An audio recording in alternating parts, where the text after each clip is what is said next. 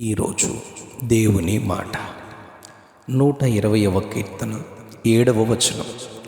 నేను కోరునది సమాధానమే, నేను కోరునది సమాధానమే, నేను కోరునది సమాధానమే అయినను మాట నా నోట వచ్చిన తోడనే వారు యుద్ధమునకు సిద్ధమగుదురు.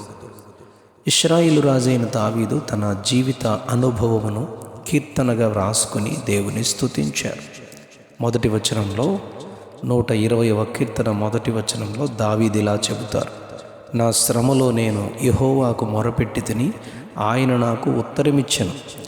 నా మీదికి శ్రమను తెచ్చినవారు అని వారిని గూర్చి చెబుతూ, వారు అబద్ధమాడు పెదవులు గలవారని, మోసకరమైన నాలుక గలవారని, కలహ ప్రియులుగా ఉన్నారని, నా మాటకు వారు యుద్ధమునకు సిద్ధమైన వారుగా ఉన్నారని, నేనింతవరకు కలహప్రియుని యొద్దనే నివసిస్తున్నానని దావీదు తన ప్రాణానికి పొంచియున్న శత్రువులు వారి వలన తనకు కలుగుచున్న శ్రమలను గూర్చి చెబుతారు. ఇన్ని పరిస్థితులు శత్రువులున్నను నేను కోరునది సమాధానమే అని చెబుతారు. ఆయనను చంపజూచుచున్న సౌలు అను తన మామను గూర్చి ఇలా చెబుతారు.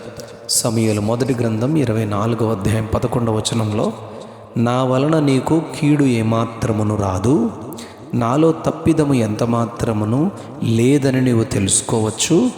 నీ విషయంలో నేను ఏ పాపము చేయని వాడను, కానీ నీవు నా ప్రాణము తీయవలనని చూస్తున్నావని తన మామను గూర్చి సౌలు రాజును గూర్చి చెబుతారు దావీదు. 34వ కీర్తన 14వ వచనంలో, చెడ్డ మాటలు పలుకకుండా నీ నాలుకను, కపటమైన మాటలు పలుకకుండా నీ పెదవులను కాచుకొనుము.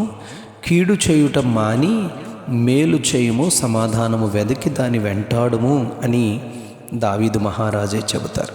35వ కీర్తన 20వ వచనంలో, వారు సమాధానపు మాటలు ఆడరు, దేశమందు నెమ్మదిగానున్న వారికి విరోధముగా కపట యోచనలు యోచిస్తారు అని చెబుతారు. 55వ కీర్తన 20వ వచనంలో, తమతో సమాధానముగా ఉన్నవారికి వారు బలాత్కారము చేస్తారు, తాము చేసిన నిబంధనను అతిక్రమిస్తారని శత్రువులను గూర్చి దావీదు చెబుతూ, నీ భారము యెహోవా మీద మోపము, ఆయనే నిన్ను ఆదుకొనును. నీతిమంతులను ఆయన ఎన్నడను కదలనీయడు, నేనైతే దేవుని యందు నమ్మిక ఉంచి ఉన్నాను అని దావీదు చెబుతారు. సమాధానము అనే మాటకు వ్యతిరేక పదం విరోధం అనే మాటే కదా అని మనకు తెలుసు. అవును, సమాధానం అన్నది సమాధానకర్త అయిన దేవుని వలననే కలుగుతుంది. విరోధం అనేది మన విరోధి అయిన అపవాది అను సాతాను ద్వారానే కలుగుద్ది. సౌలు ఎంత విరోధముగా దావీదును గూర్చి ఆలోచన చేసి చంపజూచినా దేవుని సమాధానముతో హృదయాన్ని నింపుకున్న దావీదు నాకు సమాధానమే కావాలి అని కోరుకుని సమాధానమే అంటూ దేవుడు అభిషేకించిన వారిని నేను ముట్టను అని చెబుతారు. రోమపత్రిక 12వ అధ్యాయం 18వ వచనంలో పౌలు ఇలా చెబుతారు: శక్యమైతే మీ చేతనైనంత మట్టుకు సమస్త మనుష్యులతో సమాధానముగా ఉండండి అంటారు. మత్తయి సువార్త 5వ అధ్యాయం 9వ వచనంలో, సమాధానపరుచువారు ధన్యులు, వారు దేవుని కుమారులనబడుదురు అని యేసు ప్రభువే చెప్పారు. హెబ్రీ గ్రంథకర్త 12వ అధ్యాయం 14వ వచనంలో, అందరితో సమాధానమును పరిశుద్ధతయు కలిగి ఉండుటకు ప్రయత్నించండి, పరిశుద్ధత లేకుండా ఎవడనో ప్రభువును చూడలేడు అని చెబుతారు. 109వ కీర్తన 4వ వచనంలో రాజైన దావీదు ఇలా అంటారు: నేను చూపిన ప్రేమకు ప్రతిగా వారు నా మీద పగపట్టి ఉన్నారు, అయితే నేను మానక ప్రార్థన చేయుచున్నాను అని చెప్పారు. అవును, నేటి దినాలలోనే కాదు, దావీదు రాజుగా ఏలుచున్న సమయాలలో కూడా సాతాను దావీదుపై ఎంతో దుష్టత్వమును, కోపమును, అబద్ధమాడు పెదవులతో, మోసకరమైన నాలుకతో కలహ ప్రియులను ప్రేరేపించి దావీదును బాధపరిచాడు.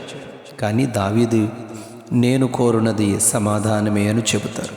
సంఖ్యాకాండం 6వ అధ్యాయం 26వ వచనంలో, అహరోను అతని కుమారులు దేవుని ప్రజలైన ఇశ్రాయేలీయులను దీవింపవలసిన విధానాన్ని ప్రభువారు మోషేతో చెప్పారు. యెహోవా నిన్ను ఆశీర్వదించి నిన్ను కాపాడునుగాక, యెహోవా నీకు తన సన్నిధిని ప్రకాశింపచేసి నిన్ను కరుణించునుగాక, యెహోవా నీ మీద తన సన్నిధి కాంతి ఉదయింపచేసి నీకు సమాధానము కలుగజేయునుగాక అని వారు ఉచ్చరించుట వలన నేను ఇశ్రాయేలు ప్రజలను ఆశీర్వదిస్తాను అని ప్రభువే చెప్పారు. అవును, దేవుడు మనలో కోరునది సమాధానమే. మనమును కోరుకొనవలసినది సమాధానమే అని గుర్తించి సమాధానమును కోరుకుందాం. అంటే ధన్యత ప్రభువారు మనకు దయచేయునుగాక. Amen, amen, amen. నేను కోరునది సమాధానమే. నేను కోరునది సమాధానమే. ఆమెన్.